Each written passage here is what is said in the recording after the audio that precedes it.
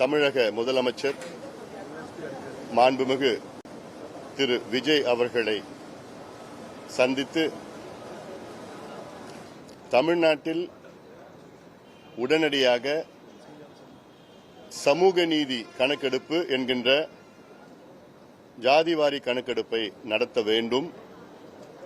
இதனுடைய அறிவிப்பு வருகின்ற சட்டமன்ற கூட்டத்தொடரில் ஆளுநர் உரையில் அறிவிக்க வேண்டும் என கோரிக்கையோடு அவரை சந்தித்தோம். அதில் கடந்த வாரம் நடைபெற்ற அனைத்து கட்சி கூட்டம், அனைத்து சமுதாய தலைவர்கள் கூட்டம் என் தலைமையிலே நடைபெற்றது.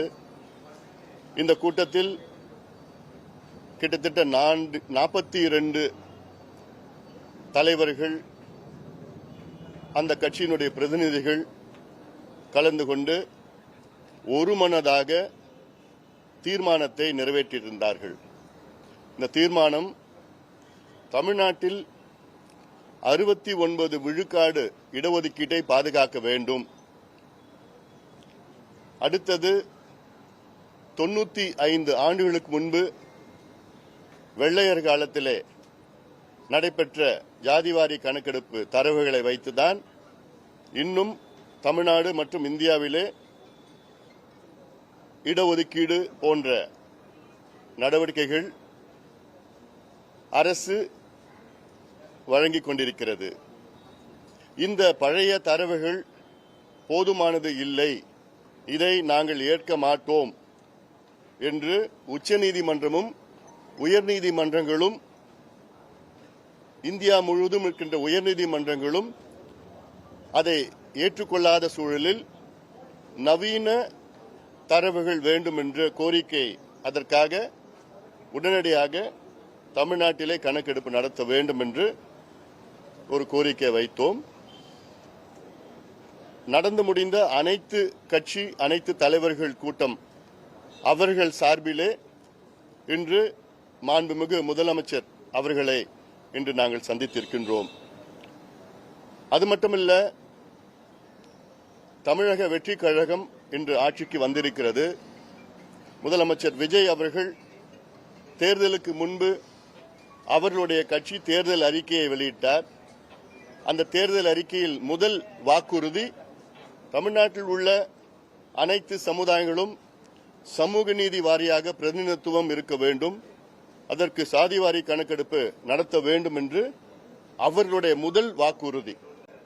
அதையும் ஞாபகப்படுத்தினேன். அதை அவரும் சொல்லியிருந்தார். நாங்கள் எல்லாம் இதை மக்களுக்கு உறுதி கொடுத்திருக்கின்றோம் என்று சொல்லியிருந்தார்கள்.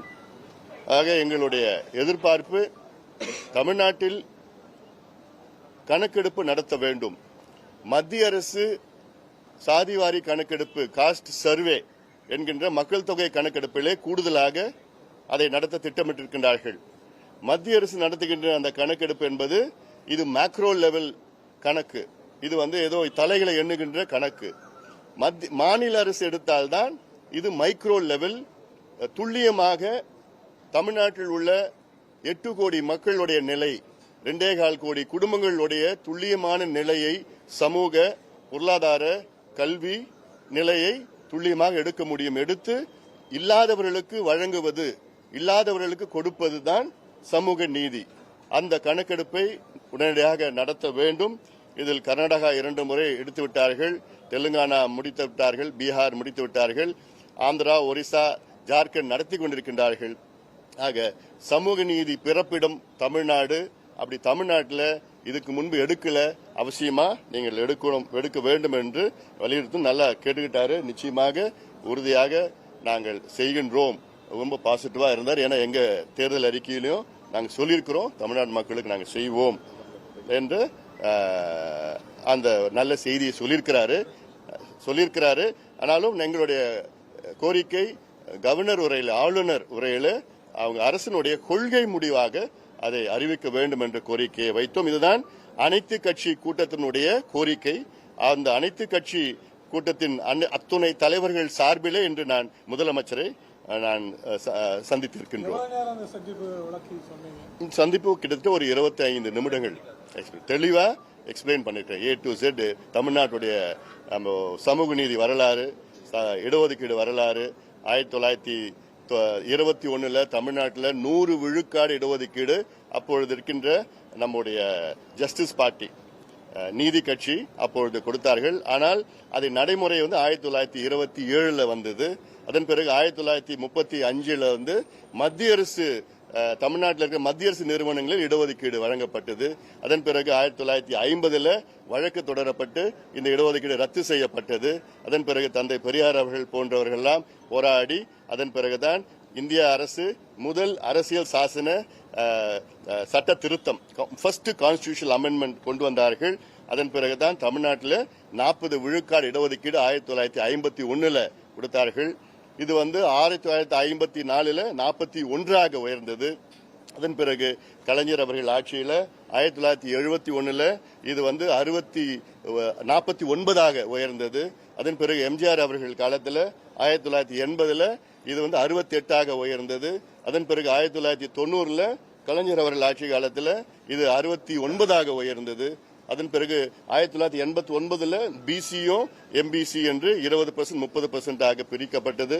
2008 இதுல உள்ஒதுக்கீடு இஸ்லாமியர்களுக்கு 3.5 விழுக்காடு, 2009 அருந்ததியர்களுக்கு 3 விழுக்காடு உள்ஒதுக்கீடு. இதெல்லாம் இந்த வரலாறெல்லாம் நான் சொன்னோம்.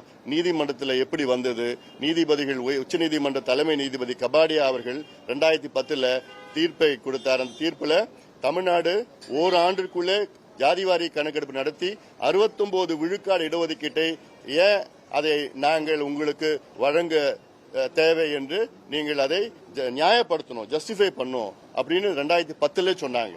ஆனா இது இன்னைக்கு வரைக்கும் பண்ணல, செய்யல. வழக்கு இன்னும் முக்கியமான வழக்கு நீதிமன்றத்தில் இருக்கு. இந்தியாவில் ஒரே மாநிலம் தமிழ்நாடுக்கு மட்டும்தான் 50 விழுக்காட்டிற்கு மேல் இடஒதுக்கீடு வழங்கப்பட்டிருக்கிறது, 69.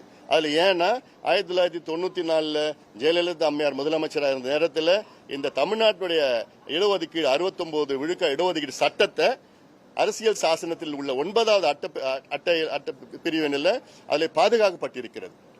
அது கான்ஸ்டிடியூஷனல் அமெண்ட்மெண்ட் செய்து, அதனால இன்னைக்கு அந்த பாதுகாப்பு இன்னைக்கு இருக்கு. ஆனா இப்ப ஜுடிஷியரி என்ன பண்றாங்க, 9வது 9th அமெண்ட்மெண்ட்டும் ஷெட்யூல் 9th ஷெட்யூல்லையும் நாங்க ரிவ்யூ பண்ணுவோம் அப்படின்னு ஜுடிஷியரி சொல்றாங்க. நமக்கு அதுல அச்சுறுத்தல் இருக்கு. இதெல்லாம் முதலமைச்சர்கிட்ட சொன்னோம். அப்புறம் அது நல்லா கேட்டுக்கிட்டாரு. உறுதியா எங்களுக்கு நம்பிக்கையா இருக்கு. நம்பிக்கையா எங்களுக்கு முதலமைச்சர் நல்ல நம்பிக்கையான முறையில எங்களுக்கு பதில் சொல்லியிருக்கிறார். திமுக அதிமுக 2 ஆட்சி காலத்திலும் நீங்க இந்த முயற்சி எடுத்துட்டு இருக்கீங்க. இப்போ தாவேக ஆட்சியில அது நடைபெறும்னு நினைக்கிறீங்க? நிச்சயமா நாங்க எதிர்பார்க்கிறோம், நடைபெறும்னு நாங்க நம்பிக்கையோட இருக்கிறோம். என்னன்னா முதலமைச்சர் அவர்கள் தேர்தலுக்கு முன்பு அவங்க கட்சி கொடுத்த வாக்குறுதி தான் இது. இன்னொன்னு என் தலைமையில் நடந்த அனைத்து கட்சி கூட்டத்தில் தாவேகா சம்பந்தமா ஒரு பிரதிநிதி கலந்துக்கிட்டார். விக்னேஷ் என்பது அவருடைய ஸ்போக்ஸ் பர்சன் அந்த கூட்டத்தில் கலந்துகிட்டு இந்த தீர்மானத்துக்கு அவரும் ஆதரவு கொடுத்திருக்கிறார். அதனால இது மட்டும் இல்ல, திமுக தலைவர் முன்னாள் முதலமைச்சர் ஸ்டாலின் அவர்கள் அந்த கூட்டத்துக்கு முன்பு எனக்கு தொலைபேசியில் தொடர்பு கொண்டு இதுக்கு ஆதரவு கொடுத்தாரு. விசிக்கு ஆதரவு கொடுத்திருக்குது. சிபிஐ கடிதம் எழுதியிருக்கிறாங்க. தமிழ்நாட்டில் உள்ள 99 விழுக்காடு கட்சிகள் எல்லாம் இதுக்கு ஆதரவு கொடுத்துட்டு இருக்காங்க. கடந்த ஆட்சி காலத்துல அவங்க மத்திய அரசு தான் இதை நிறைவேற்றணும், தமிழ்நாடு ஸ்ட்ராங்கா இருக்காதுன்னு சொன்னாங்க. அது மனமாற்றத்தை நான் வரவேற்கின்றேன். நல்ல மாற்றம் தான், அதை வரவேற்கின்றேன். ஆளுங்கட்சியில் இருக்கும்போது அவங்க பண்ணாம இப்ப ஆதரவு கொடுத்திருக்காங்க. அதை வரவேற்கின்றேன். இப்போ மனம் மாறி இருக்கிறாங்க, வரவேற்கின்றேன். சார், இப்ப நம்ம மத்திய அரசோட ஒரு இணக்கமான ஒரு சூழல் தான் இருக்கும். மத்திய அரசு சொல்லி மத்திய அரசு மூலமா பண்ண முடியாது.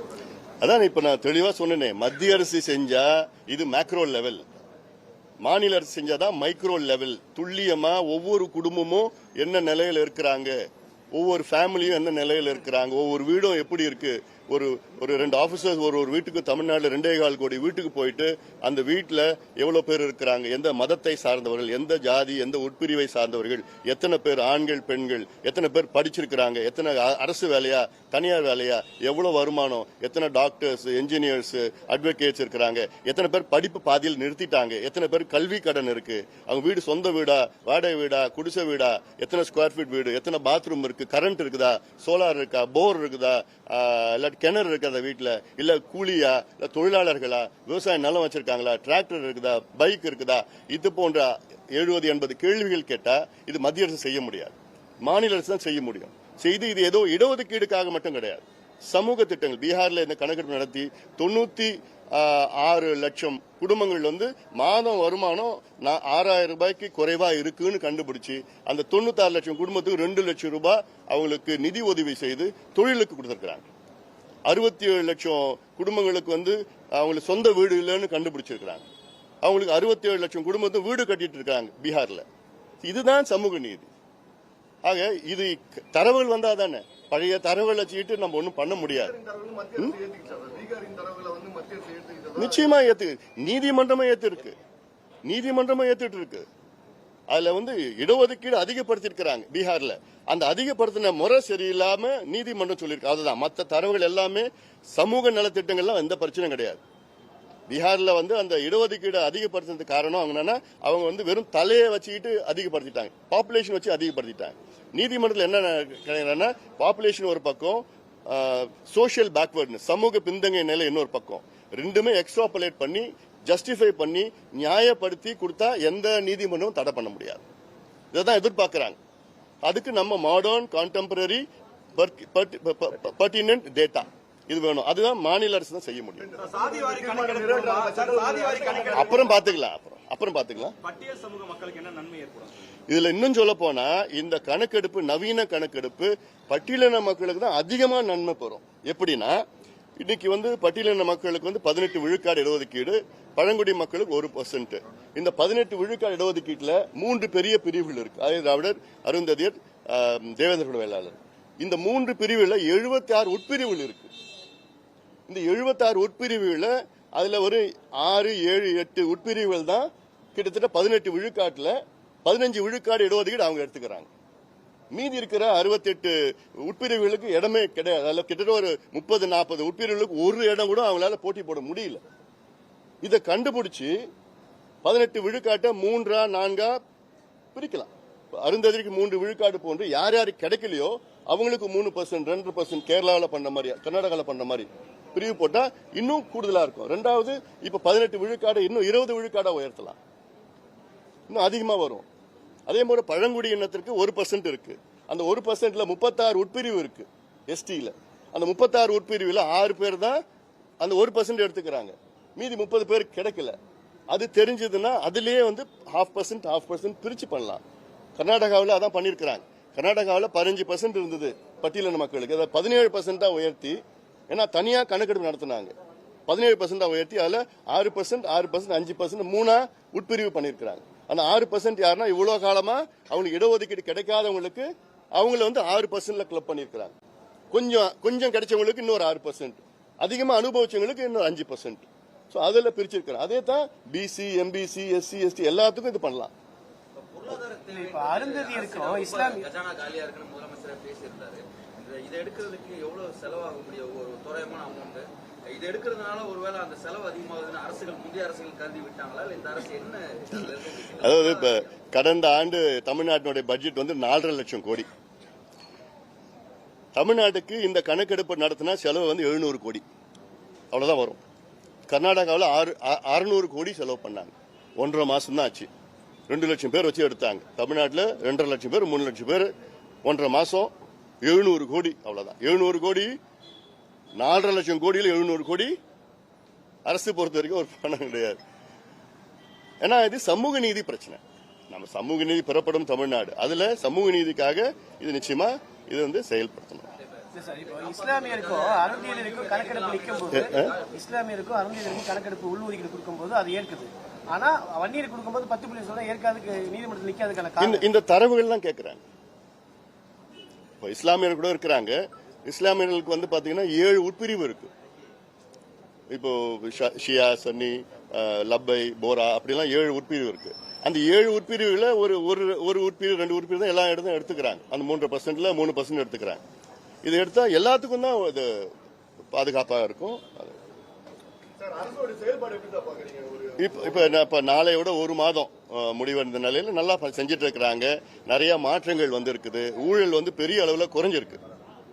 இந்த சிஸ்டம் இன்னும் எப்படியாவது இன்னும் 2-3 மாசம் ஆகும். இன்னும் கொஞ்சம் டைம் கொடுக்கணும். நம்ம பெரிய அளவில் நிறைய இடத்துல ஊழல் குறைஞ்சிருக்குது. அந்த ஒரு சிஸ்டமா மாத்துறது, ஏன்னா இவங்க மாறி இருக்கிறாங்க, ஆனா அதிகாரிகள் இன்னும் மனசு மாறல. இன்னும் அவங்க மாற்றுறதுக்கு இன்னும் கொஞ்சம் டைம் இருக்கு. பிரச்சனை, மின்தடை பிரச்சனைனா எதிர்க்கட்சிகள் அதிகமா சொல்றாங்க சார். அதான் ஒரு மாதத்துல போய் எல்லாமே செய்யணும்னு எப்படி எதிர்பார்க்க முடியாது இல்ல.